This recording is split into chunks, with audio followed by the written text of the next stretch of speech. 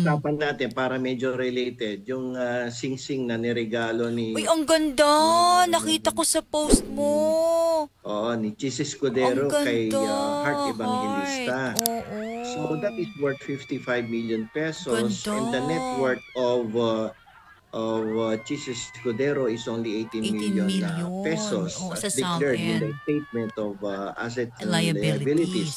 So ayon sa ating batas ay hindi ka pwedeng magbigay ng regalo or donation. In this case, donation na maituturing yan Oo, attorney. dahil napakamahal ng Mm. halaga ng singsing or alahas na ibinigay ni Jesus Escudero kay Oo. Heart Evangelista.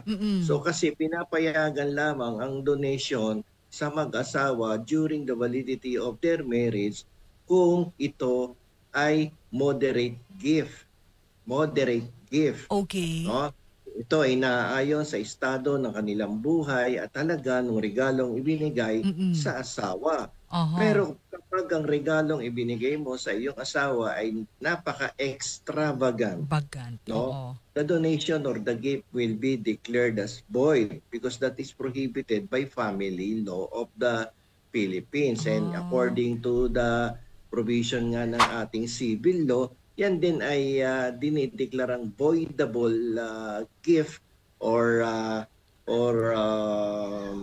donation Donation. Oo. sapagkat pinoproteksyonan dito ang legitim ng mga compulsory heirs na nag-donate or nagbigay ng regalong napakalaki ang halaga. Kasi ang iniisip dito Oh, ng attorney. batas, Mm. paano kung namatay yung nagbigay ng gift na 55 million Million. pesos, Mm. ang pagkakadeklara sa statement of assets ay 18 million lamang ang Oo. kanyang estate. Paano ang kanyang compulsory heirs? Pwede bang habulin ng compulsory heirs katulad ng mga anak ang nasabing worth 55 million pesos donation or gift to the spouse? Mm. Ba? Kasi iniiwasan dito ng ating batas yung magamit yung impluwensya ng Mm. pinagbigyan ng regalo Regalo. to the prejudice of the compulsory heirs like the children. Hindi Okay. pwede yun. Kasi Oo. mawawalan ng security yung legitimate na tinatawag na part of the properties of Mm. the deceased na dapat ay nakalaan sa kanyang mga anak. Anak. Yan.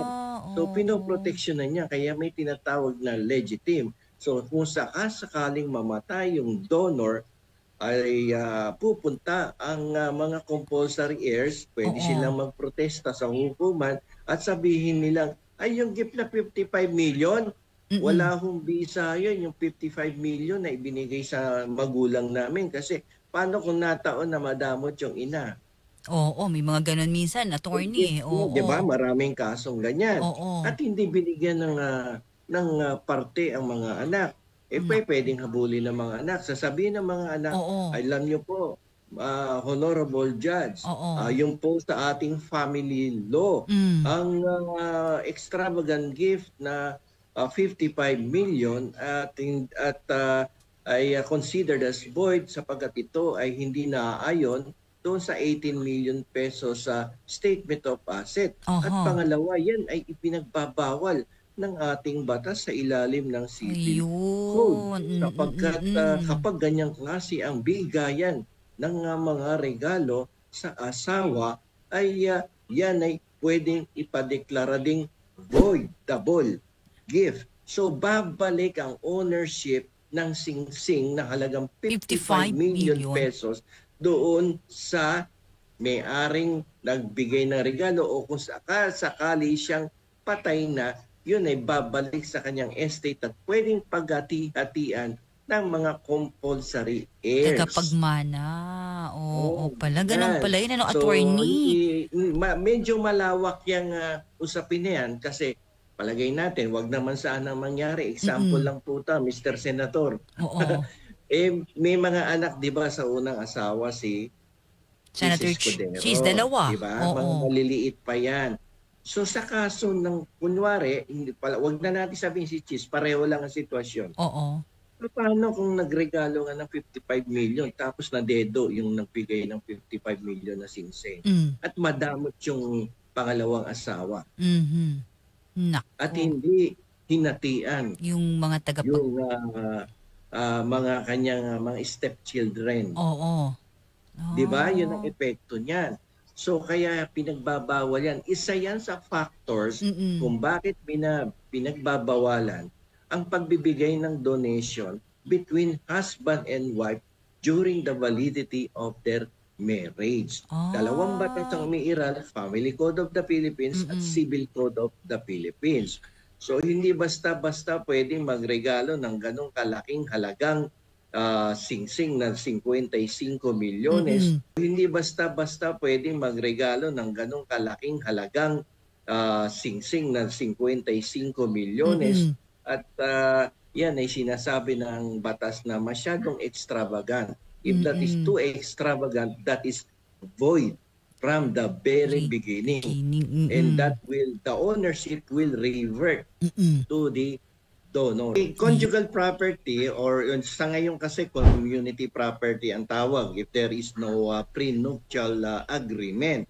So ibig sabihin, pag binigay yun ni Chis sa kanya, ipinagbabawal pa rin yung donasyon na yun. Kasi bawal nga magbigayan ng donasyon na masyadong napakamahal ng mga regalo. Pwede moderate. Ay, ganun, gift lang. attorney. Oo. Kasi pinoproteksyon nandito compulsory heirs. So itong usapin na to, kung babalikan natin yung kay Jesus Escudero, the donation, the gift of heart, the gift of Cheese to Heart is void. Oo. So ang ownership mo talaga, kung questionin mo yan sa hukuman, at i-apply mo yung family law at family at civil code, walang bisa yung pagbibigay ng regalo dahil yan ay pinagbabawal ng batas. At yung ownership niyan, hindi pa kay Heart yan. Kay Cheese Escudero pa rin yan. Kahit sinuot na sa... Kahit sinuot na sa daliri? The extravagant gift reverts to the donor, yung ownership. So halimbawa, binigyan mo ko ng ganong halaga worth 55, sa'yo pa rin yun. Akin pa rin yun. Yung ownership yung babalik kasi void nga ang donation. So yun ang ibig sabihin ng I think it's Article 87 of the Family Law. Yung isa naman, Article 750 or 752 ng Civil Code of the Philippines. So hanggang sa daliri ko lang pala yun. Pahiram lang sa iyo yon. Ganon, regalo mo nga eh. If we will strictly apply the spirit of the law, that is only pahiram sa iyo. Because the ownership is still belongs to Cheese Escudero. The 55 because million. That is considered as an extravagant gift. It is prohibited by law. Pero dito sa Pilipinas, ang manahan kapag may namatay ang magulang, ay equally divided among the compulsory heirs, yung mga legitimate. Pero pag may lumabas na illegitimate, magbabago ang hatian.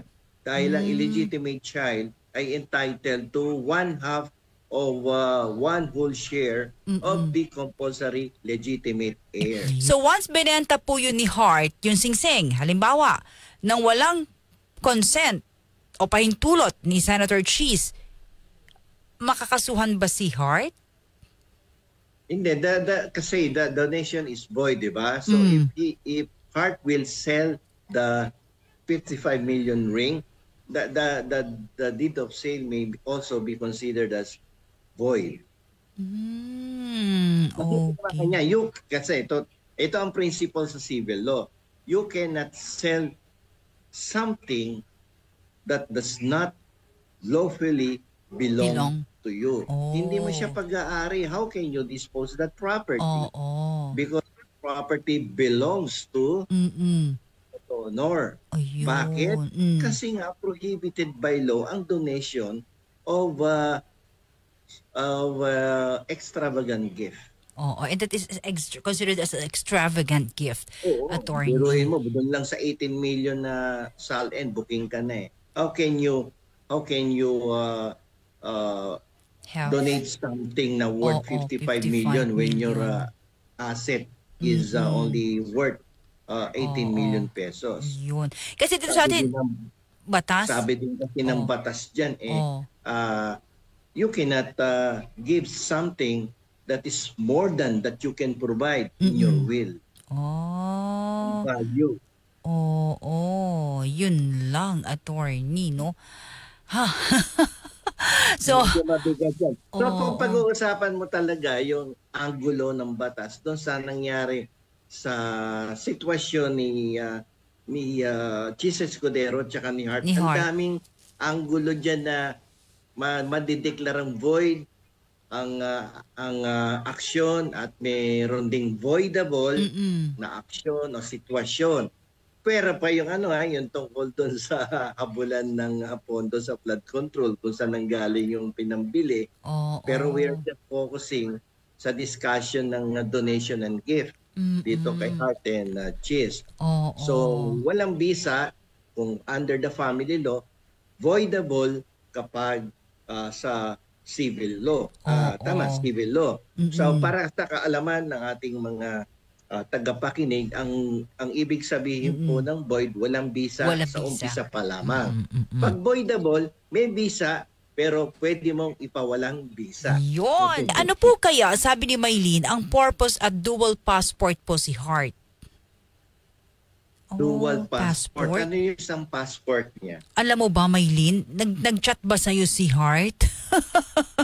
Ayan, pakisabi mo nga, Yung dual Maylene. passport, kaya tayo nagkakaroon ng dual passport. Like for instance, Spain. Meron siyang passport sa Spain. Ang ibig sabihin lang, no, kaya siya nagkaroon ng passport sa Spain ay nagkaroon siya ng investment sa Espanya. Ay, oo, yung Kasi sa sinabi Espanya, mo. Oo. kahit Pilipino ka, pwede France ka daw, mag-invest France daw, doon. attorney, France. That is France or sa Portugal Mm-mm. o kaya sa Greece, anywhere in Europe, may mga pinopromote sila diyang citizenship by investment. Ngayon, pag Oh, nakapag-invest ka dyan, bibigyan ka nila ng passport. Just like yun. in the case of Ea Alonso, Mm-mm. yan, yung mga artista na yan, may dual passport yan. Si Hart, kung mapapansin mo, madalas Ibang bansa. sa France, di ba? Mm-mm. Hindi natin alam kung may investment din siya dyan. At Ayun. baka yun ang passport na meron siya. Mm-mm. Dahil may mga pinopromote din niyang mga citizenship by investment o Correct. kaya yung tinatawag na golden visa. Mm-mm. Attorney Bueno, law and beyond. Learn the law, know your right.